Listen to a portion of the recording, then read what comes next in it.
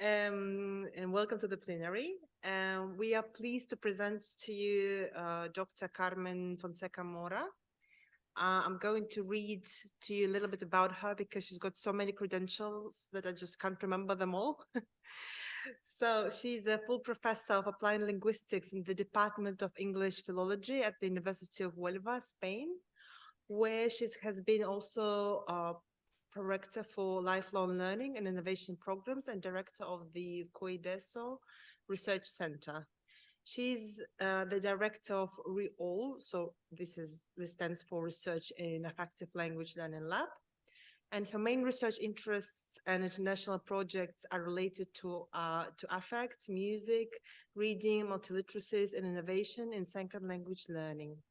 She is currently leading the project Multiliteracies for Adult at-Risk Learners of Additional Languages, granted by the Spanish Ministry of Research. Her work, published in Spanish, English, and German, has appeared in more than 100 academic journals and edited volumes. She's currently a member of the Conseil Européen, sorry, I can't read in French, pour les languages, so European Language Council, and the European Society of Research on the Education of Adults, and co-editor of the European Journal of Language Policy.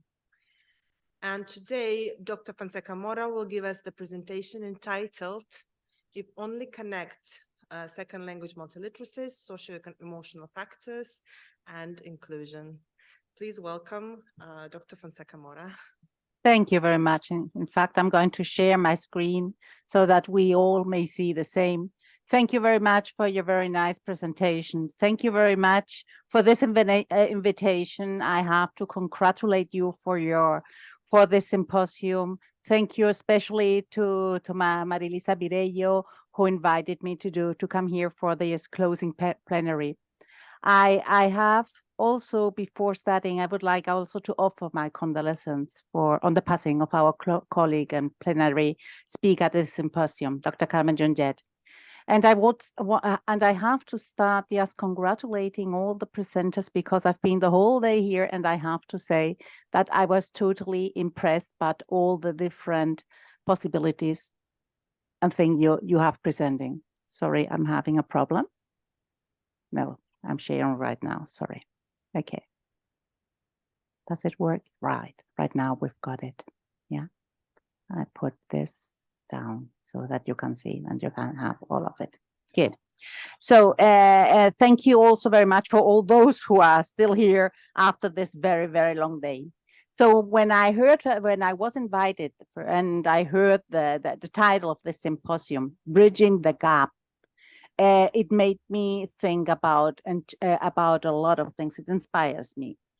Because when talking about language learning, we all know it is an ability that belongs to our survival kit. And we all know the great responsibility we language teachers have, because we can help people to live a more satisfying life. So in this last intervention, what I'm going to do is just to recap a lot of your ideas of what you have been presenting in this fabulous symposium. But at the same time, I want to focus on something that still room for it. I want to focus on affect in language learning, something that is invisible but highly relevant. And I will tackle with areas such as communication, literature, linguistics, language education, with some psychological aspects that may us reflect on those invisible aspects that help our language learners to become successful. But I will also talk about the role of language teachers. So let me start just with a story. It's a true story. It's a story of the president of a university who one day was asked in an interview, a journalist asked him this question: what would you teach if you could only choose one thing? It is a difficult question, and it took him years to have the answer to this question. What would you teach if you could only choose one thing? And he thought about all the catalog of list of subjects of different interesting competencies, skills that people need to learn. And then several years after, he knew the answer, and the answer was only connect. And that is what I'm going to talk about connection. And about connection, this only connect was also the title of the text from William Cronon when he was just analyzing what a high literate person is. And a high literate person is a person with a high competence in communication, who has a high competence in using the modes of thought characteristic of the major areas of knowledge, a person who has a knowledge of our basic cultural heritage, a person who has a thorough understanding of at least one subject area. But still, if a literate person is a person that is capable of listening, reading, talking, writing, persuading, solving problems, finding information, in general, understanding how things need to be done with humility, tolerance, and self-criticism, there's still something missing. That high literate person, according to Cronon, needs to know how to nurture and empower the people around them. And of course, this is also relevant because what he said is that we cannot forget the main purpose of education. And the main purpose of education is to nurture human freedom and growth, just following Freire's liberal education. And he also answered something else, and he added that we need also to follow E.M. Forster's injunction from Howard's End.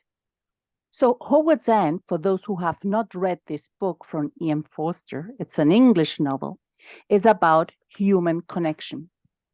It is where you can also watch the film if you are interested in, because you can find there, for instance, Emma Thompson in the film version and in Prime Amazon.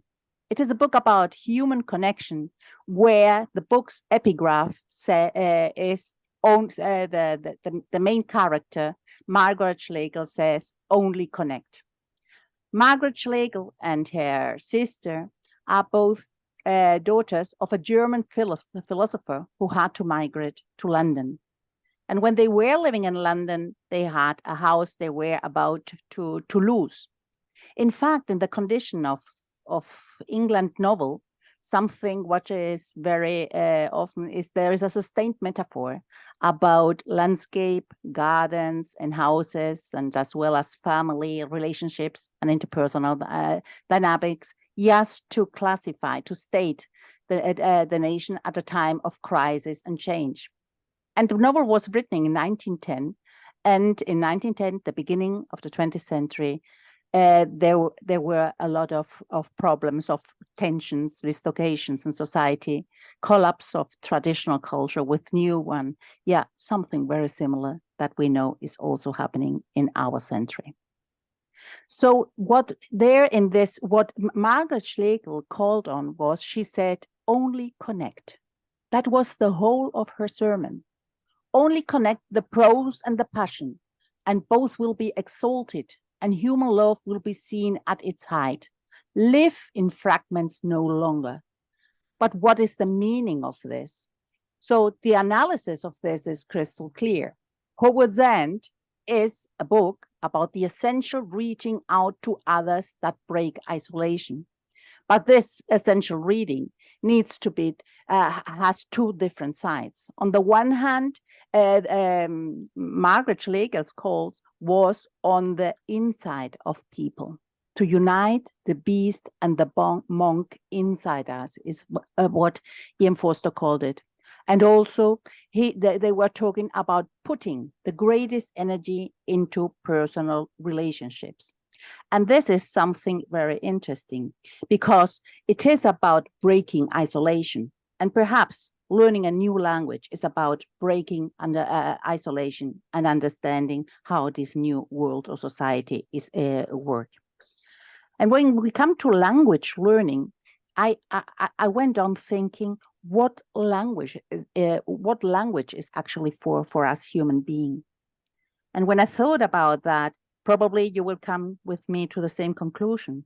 Language is there for us to think, because it in certain way it helps us to think.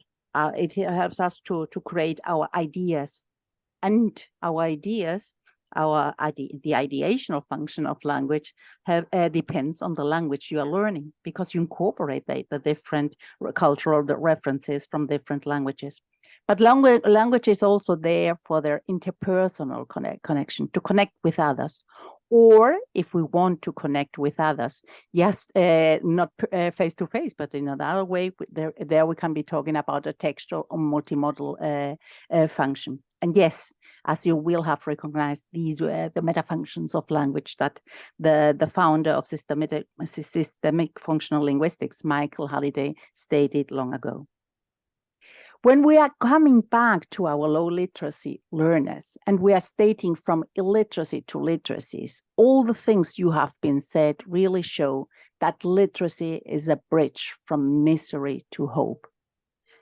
And even we have nowadays a wonderful reference guide created by the LESLLA project, where some of the LESLLA association members were involved, just giving different ideas and different dimension of how to work with for integration of adult migrants. You have defined in this, along this symposium, you have said that literacy is the ability to use language, images in rich and varied forms to read, write, listen, speak, view, represent, and think critically about ideas. But nevertheless, we know that is something else, because actually to become literate, it means that we need at least to have a functional literacy. That means the ability to take part in significant activities in professional, social, political, and cultural aspects in a society. And you have been talking about all those new literacies where no longer reading and writing is enough. You have been talking about multiliteracies, about mathematical literacy, about digital literacy, media literacy, information literacy, health literacy, and all the different parts, the different ways of in that nowadays we need to become really functional literate. And in fact, we also have in this wonderful guide from the LESLLA project, we also have this magic idea that you have been talking about literacy as a socially situated practice, where Fernanda also and others also invite us to follow an action-oriented approach and to use the backward planning as methodology.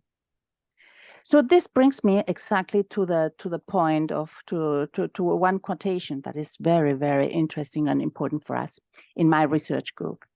We research affect in language learning, and this quotation is from a humanist, Earl Stivic. And this American humanist, he said, success in language learning depends less on materials, techniques, and linguistic analysis, and more on what goes on inside and between the people in the classroom.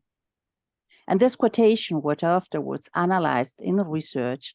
Jane Arnold from the University of Seville, actually in her book, the affective dimension in language learning, actually what she did is she differentiated them into internal and relational affective factors, the inside and the between. We were talking when connecting. So when we are talking about the inside of our low literacy learners, what we can find there? And you have also been mentioning it. So probably we may have learners with experience of who have experienced extreme situations.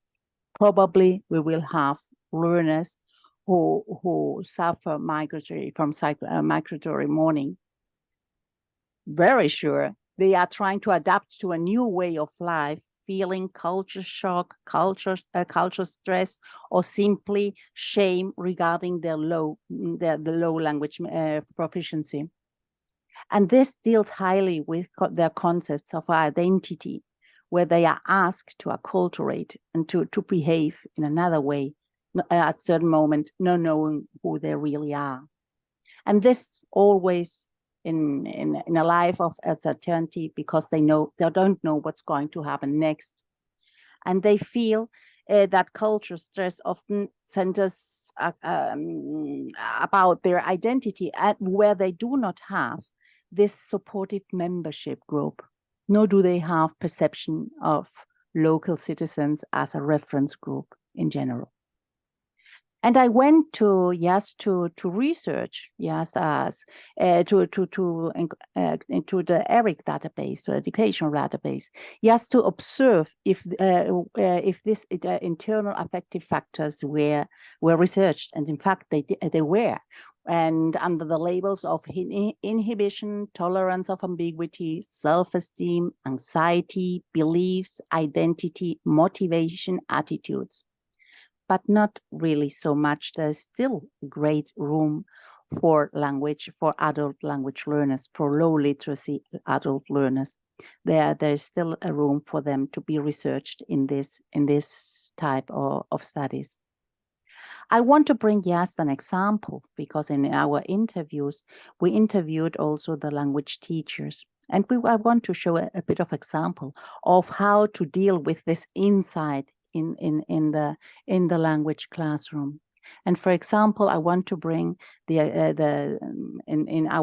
interviewed a language teacher, Anna, and she was she told us that she was dealing with her students from Ukraine, from Afghanistan, also African students, and from Georgia. And she was teaching them to describe people, personality adjectives or physical, or to describe any person physically. And then when she was in the classroom, she brought that day what she called the magic box. The magic box, and she told her students that they had to stand up, to go one by one, to approach her, and she opened that magic box, and that magic box would give each of them only the name of one person. So they stand up, but they approached, and they did. And what they found is a box that when it opened, inside they found a mirror and a sentence that says, "Tú eres lo más importante." You are the most important one. So what was Anna doing with this? First of all, if enjoyment is a very important part in language learning, and research has shown that it promotes engagement and better learning, the one that really is the key point is curiosity.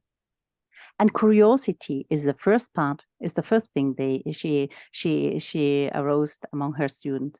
And then this, in certain way, it's dealing with identity and a bit of humor, because what she was doing is she was acknowledging one by one, or confirming, if you want to say, saying that they were the person that was just looking at that mirror was the best one. She showed me afterwards the production of those students, and I can tell you they were very good, pretty well done.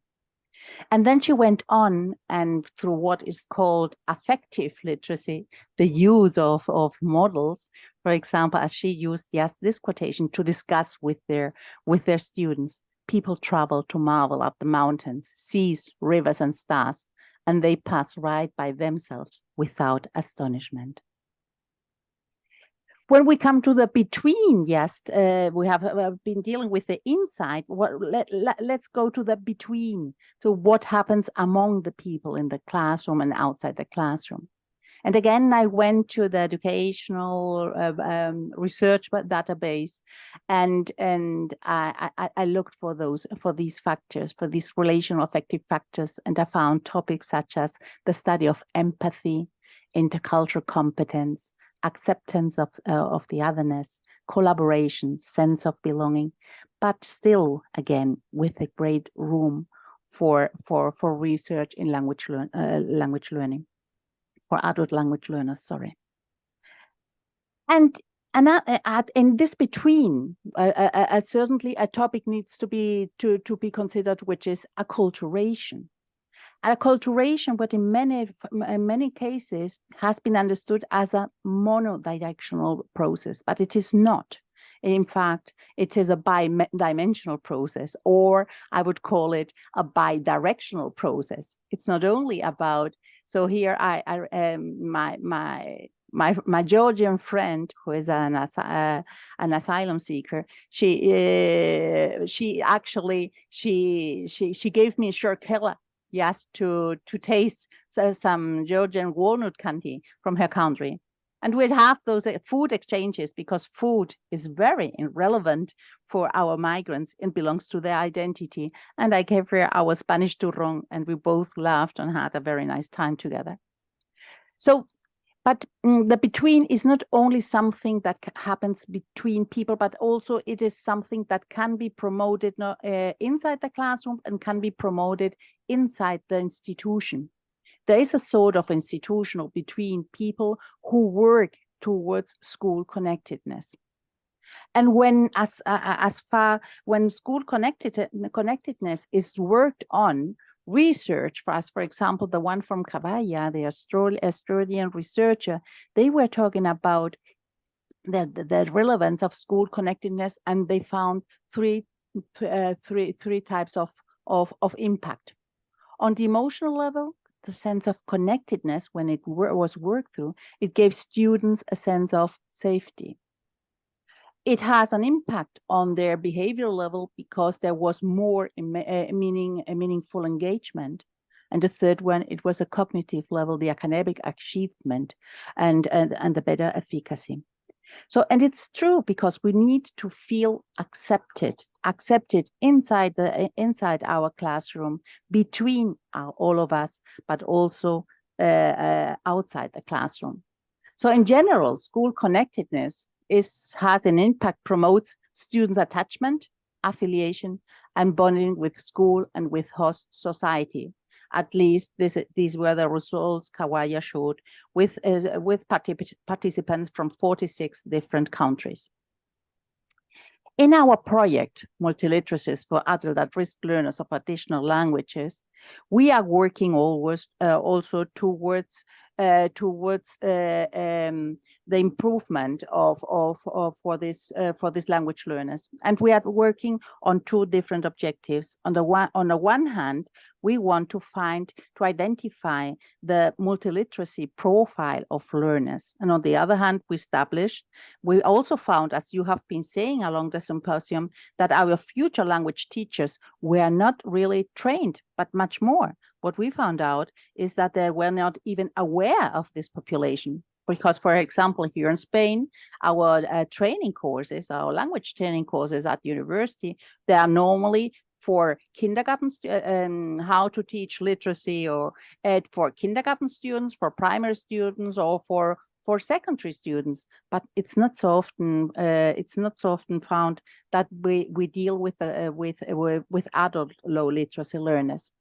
And we found that obviously that diversity, well, as you have been mentioned, diversity was crucial here, that multimodality, that social justice, but because it's not only about, it's about giving voices to this person, and also about the concept of inclusion I will deal with in a second.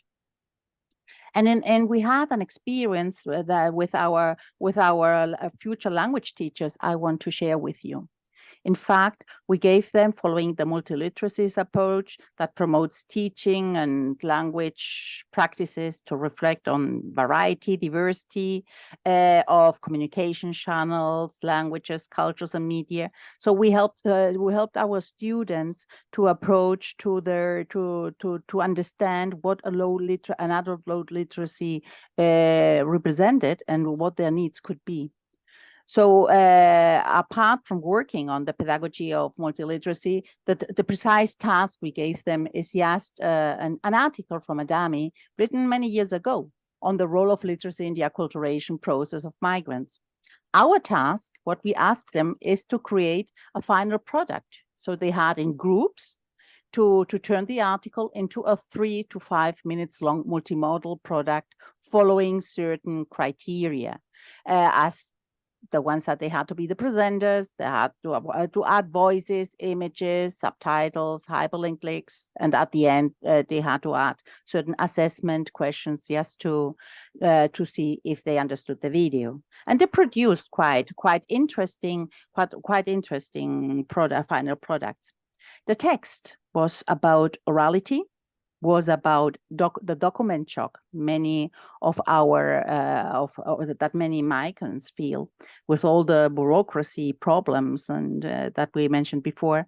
And it was also about the need of developing functional literacy.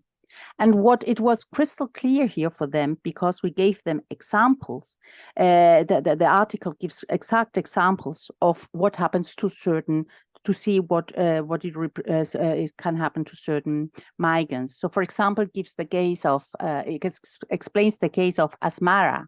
Asmara is a 20-year-old Moroccan girl with 6 years of schooling.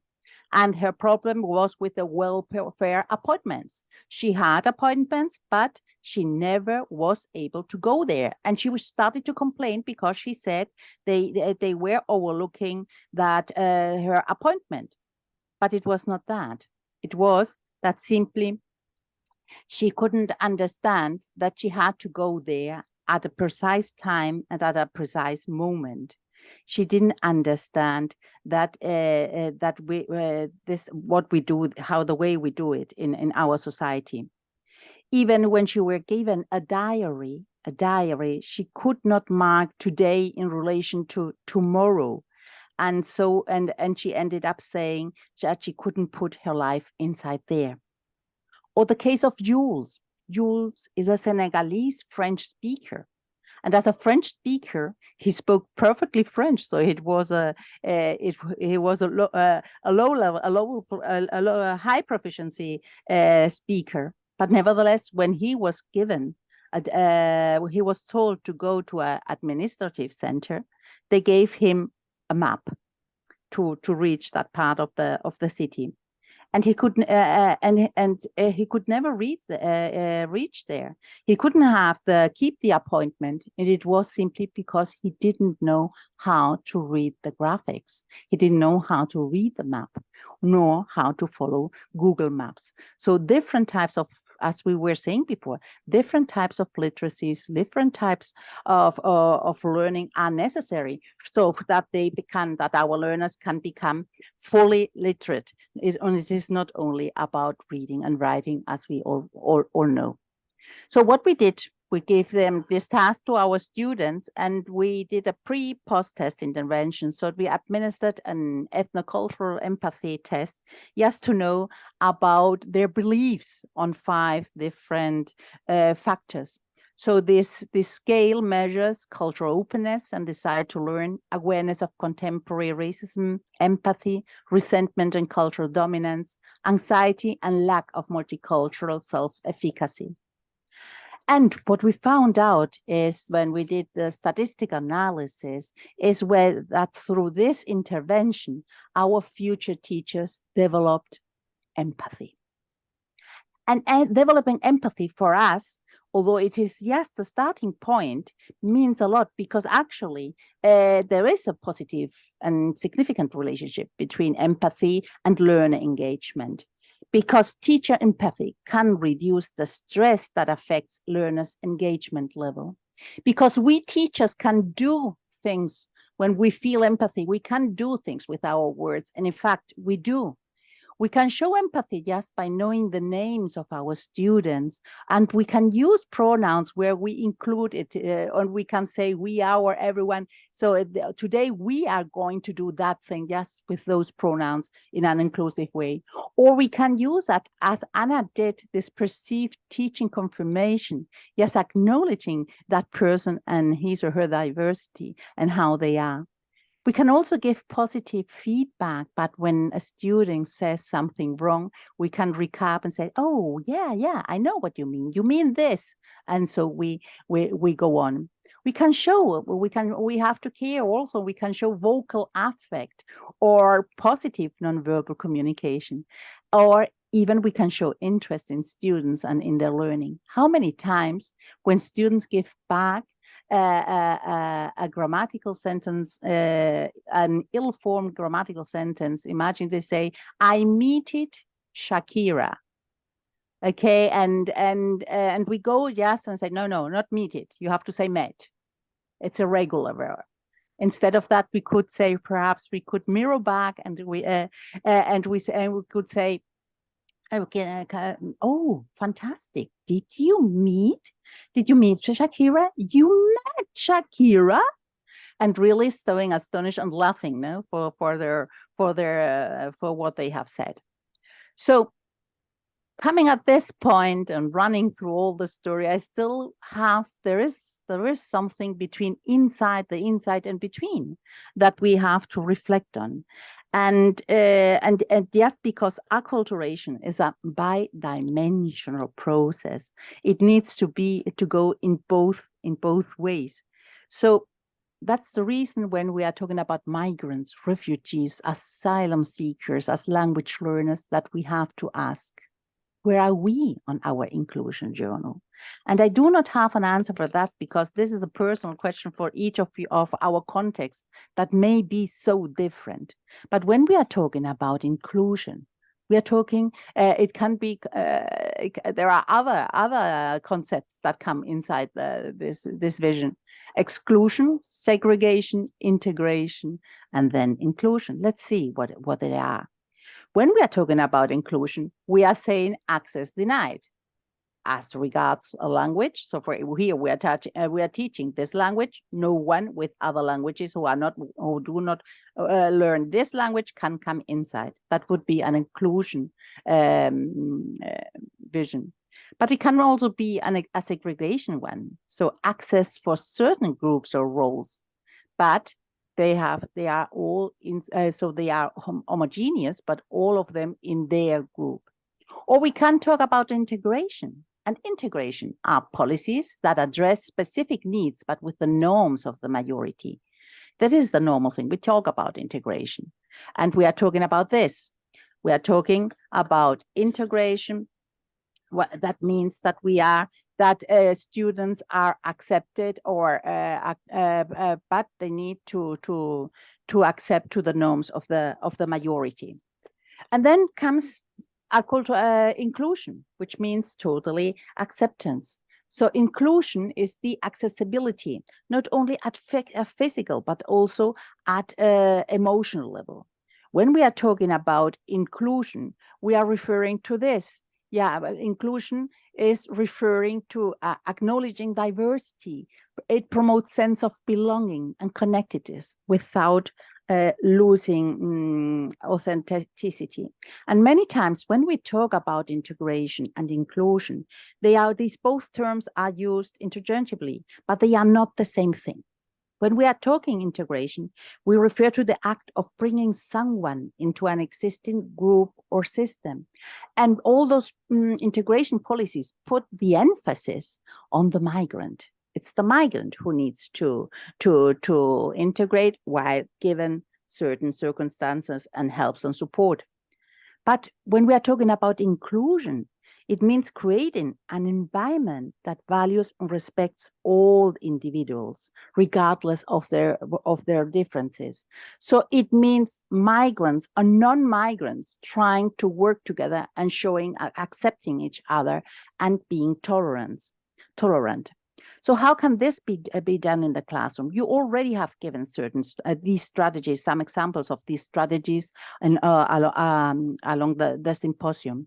One of them, those we use in our classrooms, for example, is the plurilingual portrait. Plurilingual portrait, where simply students are asked to give all the languages they know to draw them on a body, and placing the language on the part of the body they want to do it. So then afterwards we exchange these these paintings. They stick it on a Padlet, on a digital wall, and then we have discussing. The first thing is the Italian girl, which is the one on the left. In the middle, we've got a Spanish girl, but with Arabic Amasai roots. So her parents were the migrants. She's the daughter. And then on the right side, we've got a Spanish girl. So many things can be said about the drawings, the pictures they have said, but at first, the first thing what comes inside here is that we acknowledge all the languages that are here, which can further on bring on, for example, plurilingual practices or translanguaging at certain moments, as you have mentioned as well. Another interesting activity which has been done at my university at an institutional level is the Human Library. The Human Library was started many years ago in Copenhagen, Denmark, and it is about in this case it was they invited refugees to write a summary, a short summary of their book. These low literacy learners wrote that text that you can see in the middle of the screen, and all the text were hanged, and people or everyone in the university who wanted to approach was invited, yes, to read a bit of the human book, to select one, and to sit next to that person, yes, to know a bit more. So it was just about listening to what that person was saying, while the language, the low literacy learner was trying to explain with the body, with everyone, and we were trying to help that person to tell about the life and how it happened. Here you can say, for example, above it is a Ukrainian girl, and she was telling us how she had to migrate from Ukraine with 3 children, and without knowing at that moment that she was pregnant as well. And in the picture below, we were sitting together with a woman from Georgia, and she was telling us again, and both say exactly the same. They said they had a wonderful language teacher who'd help them not only to learn the language, but who helped them to connect. In the end of this activity, there was a feedback session among all of us, and we were putting together. And and yes, active listening is a very powerful tool, because all of us and the migrants and all the others that we were there, we were acknowledged that it was a very important moment, and we felt at that moment the connection between ourselves, between all of us. So another activity that was created at my university at an institutional level was the African Day. There, one of our students, in fact, it was one of our master students. He wrote to me, and he invited me to that African Day. It was an event where there were NGOs, yes, explaining the circumstances and trying, and there were also Cine Forum, and there were other types of activities. But in the end, this young refugee asked me to be there, yes, to hear the music they were going to produce. And musical activities and arts are highly interesting as well, because they can help us to connect. And in fact, they did. They started singing, and then with the drumming, they helped that all the people there, even there were, you can see on the picture, some young students who were invited from secondary school. They were invited to come to this event, and in the end, we all finished dancing together.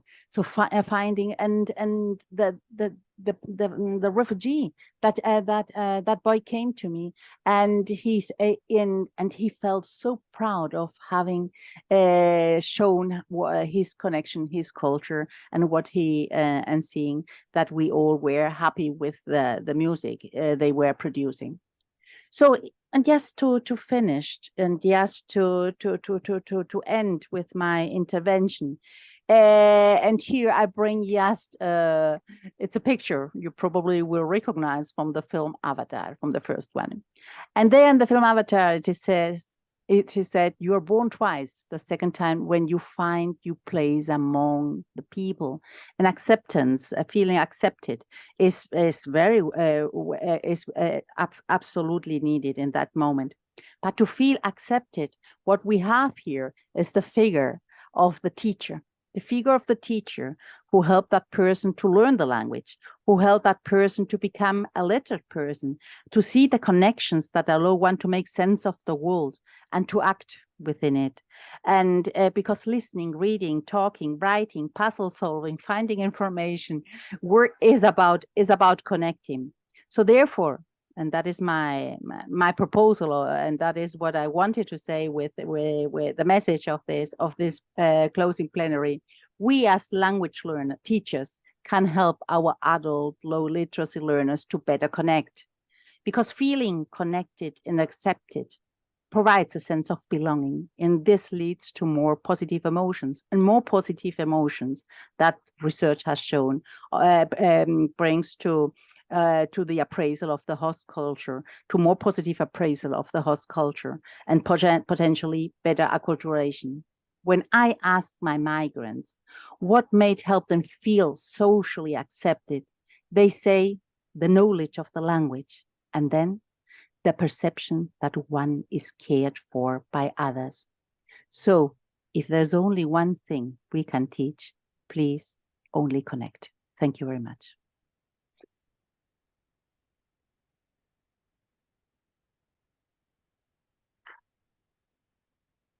Thank you so much, Maria Carmen.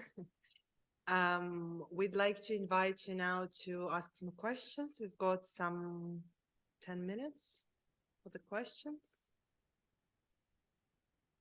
Let me see if I can. Have you got any questions, people in the audience? Yes, somebody here. Lorena? Would like to unmute your microphone and ask your question?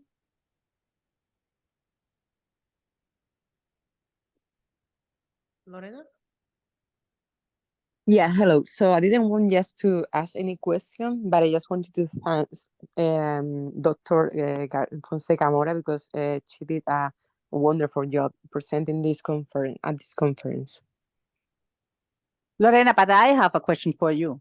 As you Yeah, are there, okay, go ahead. because I know you've been working on multiliteracy, and I know you've been working on identity as well, for instance, and there is something you have been doing, helping your low literacy Spanish Latin speakers, no, and learners there at in New York, helping them to connect with themselves, with their own identity. Can you tell us a bit about that, about the experience, your experience with your multiliteracy approach there? Yeah, I mean, so that's why I think that your presentation was very important, because it was talking about affect, no? How affection makes an impact on the education of these immigrant people, no? Of these adult migrants. So what we did here in New York City, because we have a lot of Latin American and even immigrants from other countries, you know, is just to work as what you were saying, no? Activities that reflect, no? Their identity in a way, because this is what it really matters to them, you know, to use or to reflect that we as a professor, we you know, as teachers, professors, educators, we care about them, you know. So that's very important to connect, as you were saying in your presentation, no? Connection is very important in a way that they can understand how everything works around them. So it's You not were like using, just yeah, sorry, you were go ahead. using, No. what materials were you using? Can you tell us about that?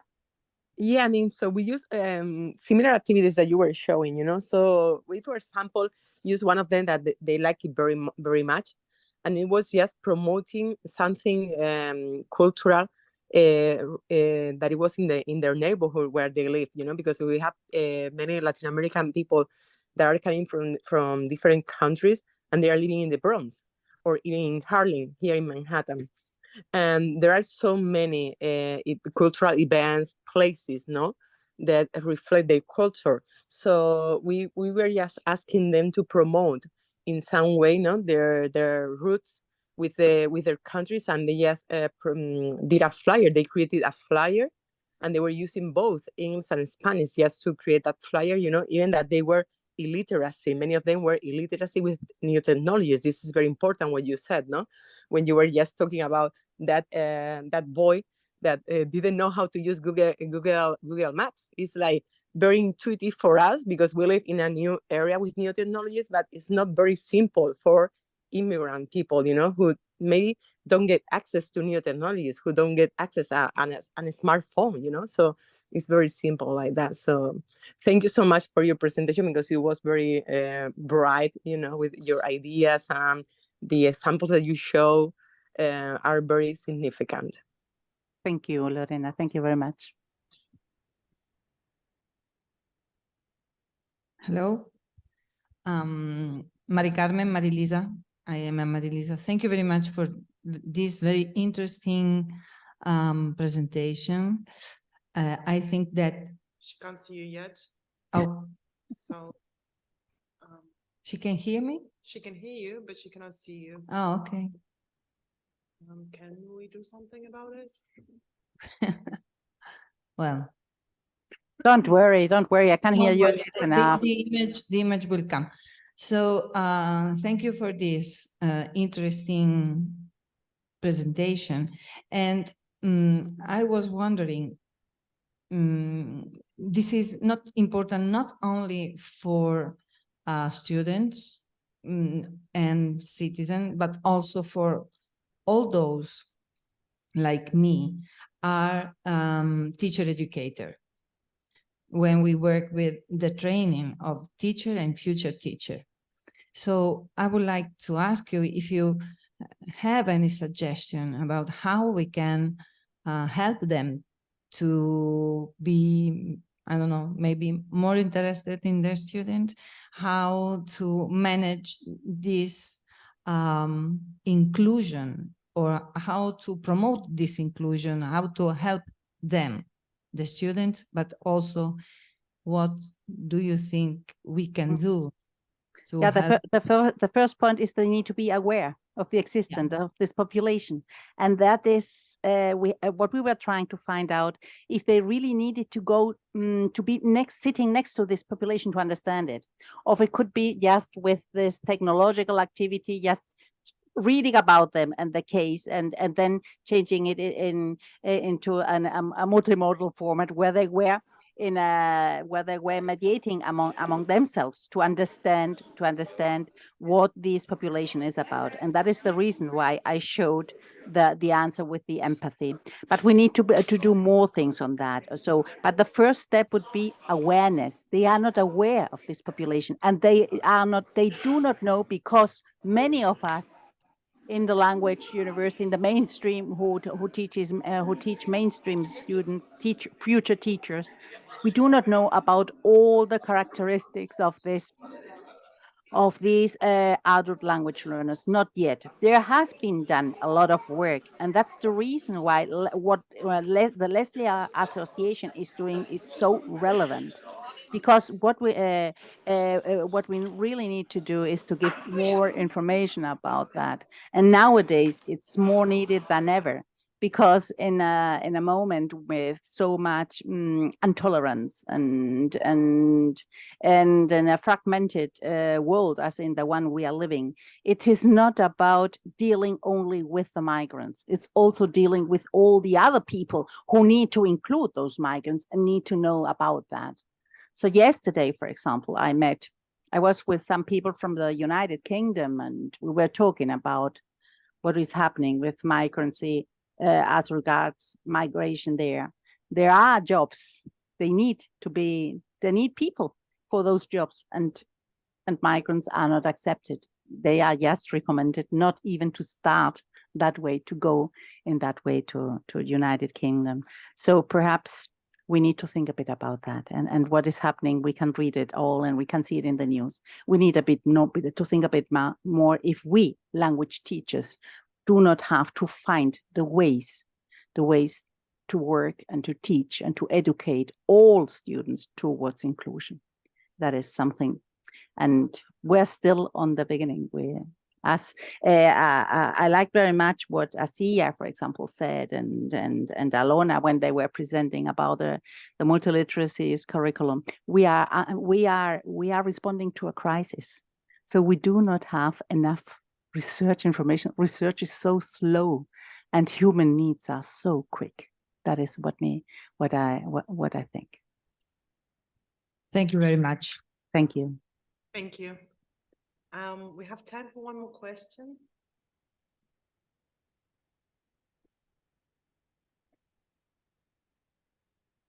Oh, perfect. I've got a picture.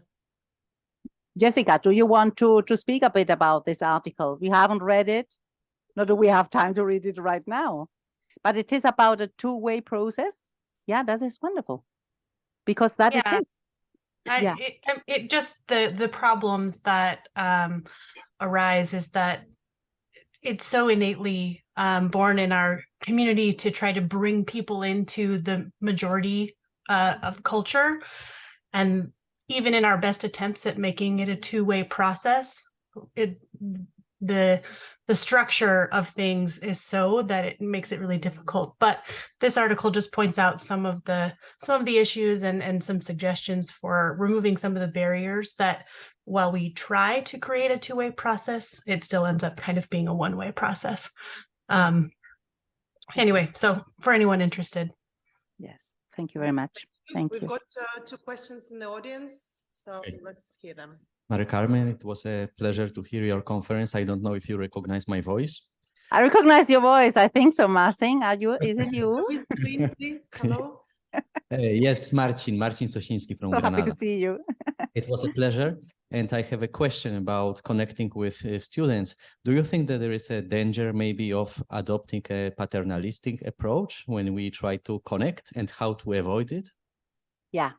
That there is a question about empathy, and to what extent, and that one the empathy is understanding the others and their needs, but this doesn't mean, for example, let me give you an example. Imagine there's something with a drug addiction.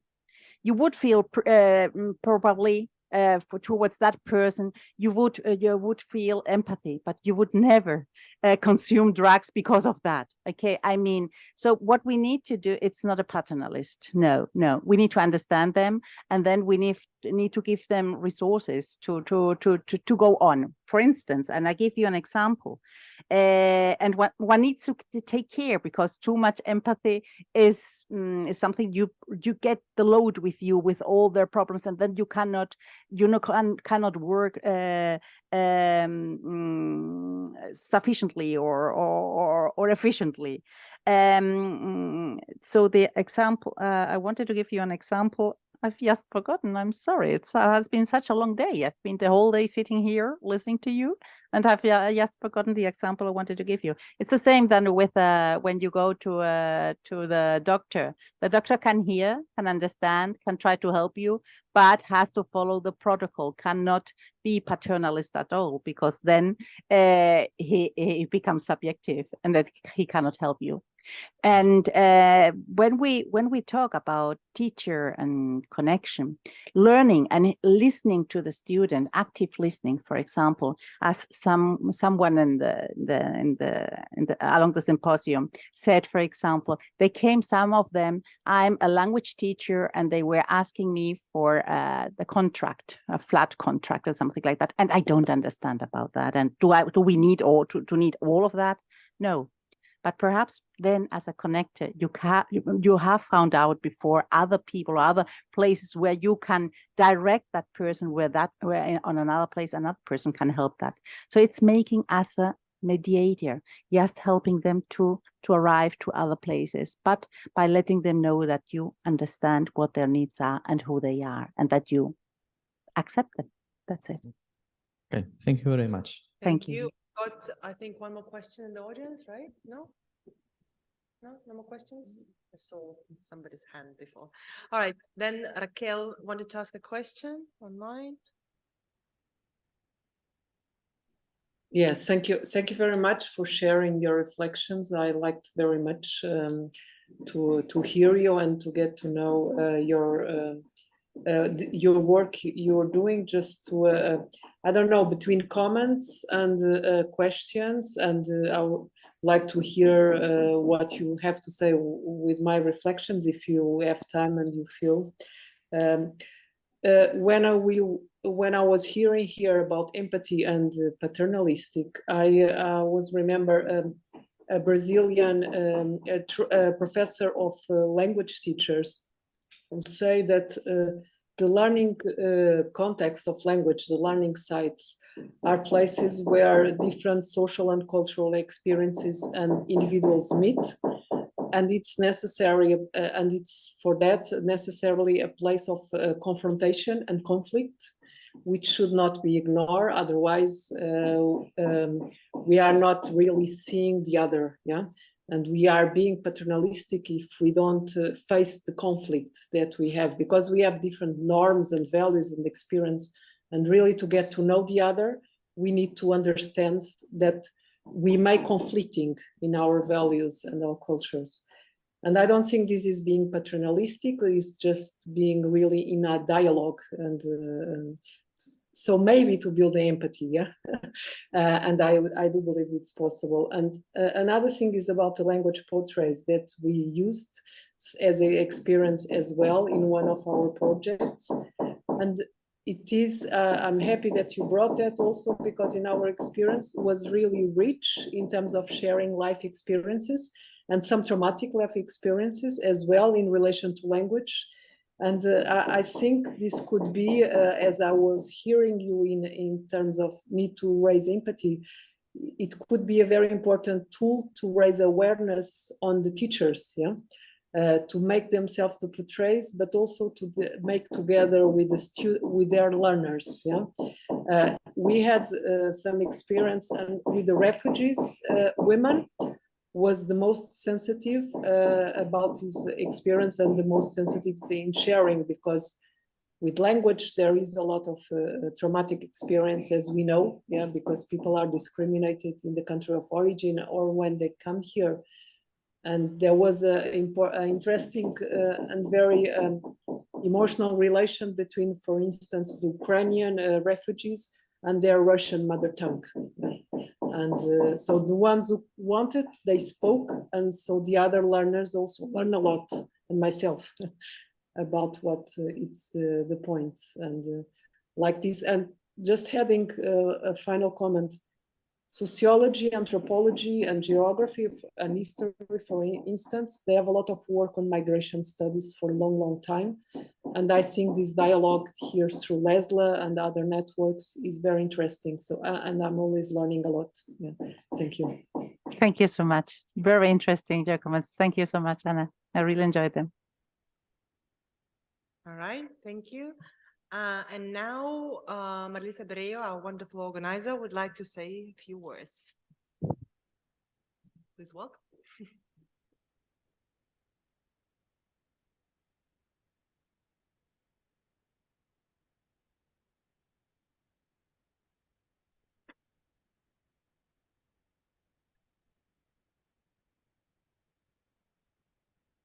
Well, we have come to the end of this, to the end of these 3 intense and I believe very productive days. We had 90 participants in person and 40 online. They came or connect from all the continents. We had the possibility to attend to a presentation of many different topics, learning to write, the relationship between health and language competence, assessment and teacher training, among others. I thank all the participants and plenaries, Dr. Comellas, Dr. Villa, and Dr. Fonseca-Mora, because without them, this symposium would not have been possible. I thank the LESLLA board Teresa, the president, Andrea, Katie, Ines, and the communication team, Joneke and Anne-Marie especially, because they helped me and support very much during these months.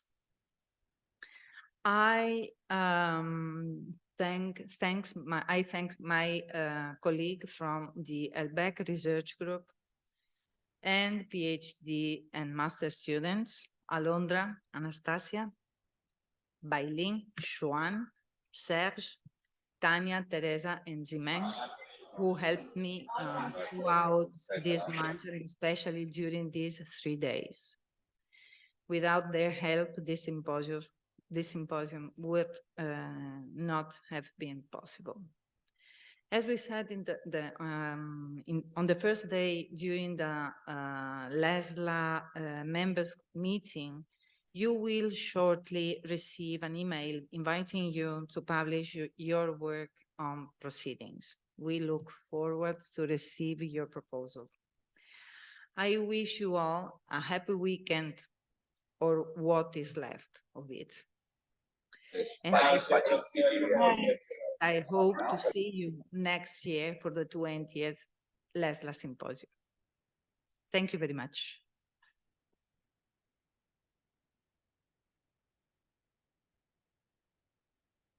I think that we can close these 3 days.